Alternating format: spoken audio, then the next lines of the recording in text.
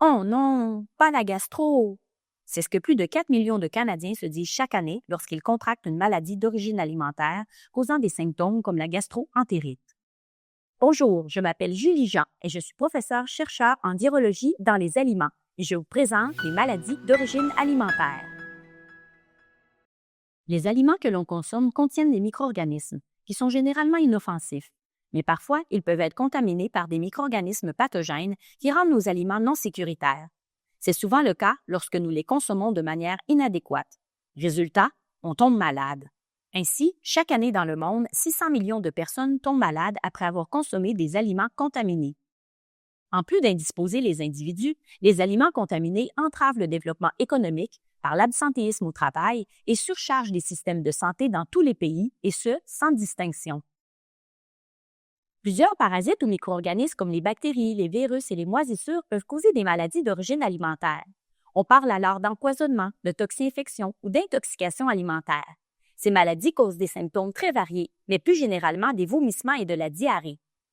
Différents genres de bactéries peuvent être à l'origine de ces maladies, comme Escherichia coli O157H7 qui cause la tristement célèbre maladie du hamburger et qui est associée à une contamination de la viande de bœuf haché cru. Salmonella est une bactérie qui peut être retrouvée dans certains aliments, comme le poulet et les œufs.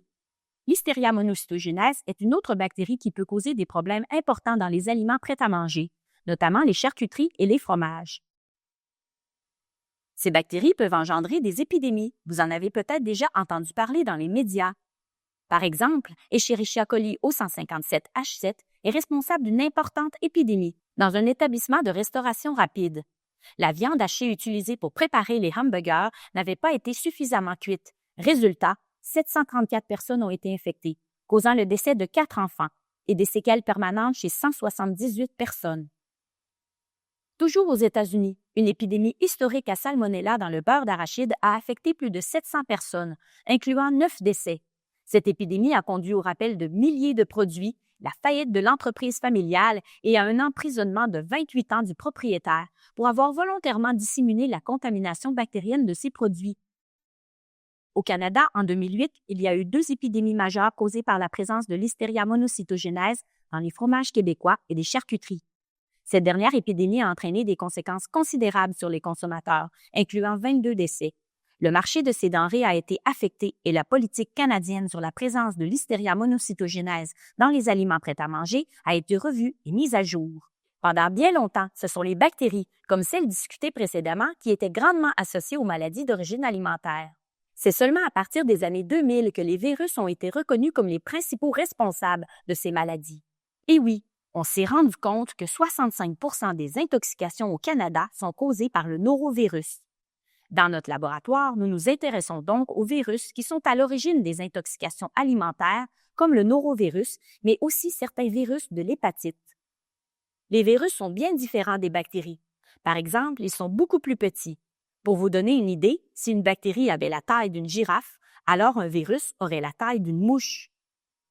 Également, les virus sont des parasites ayant besoin d'une cellule pour se répliquer, contrairement aux bactéries qui possèdent tout le matériel nécessaire pour se répliquer elles-mêmes.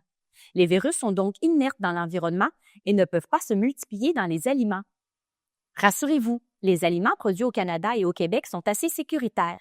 En effet, la production alimentaire est régie par des instances gouvernementales et des systèmes d'assurance qualité sont implantés dans les entreprises de transformation alimentaire pour éviter que d'autres épidémies ne se produisent. Ainsi, les systèmes de santé sont bien préparés pour fournir les soins adaptés selon les maladies identifiées. Pour certains types de maladies, il est même possible d'avoir recours à la vaccination. Et ne l'oublions pas, vous aussi, vous pouvez prendre certaines précautions pour réduire les risques de contracter une maladie d'origine alimentaire. Pour résumer, les maladies d'origine alimentaire sont présentes partout dans le monde et on est tous susceptibles de tomber malade en mangeant des aliments contaminés, bien que certaines populations soient plus à risque. Les micro-organismes qui contaminent nos aliments peuvent causer des symptômes variés et générer des épidémies d'intoxication alimentaire.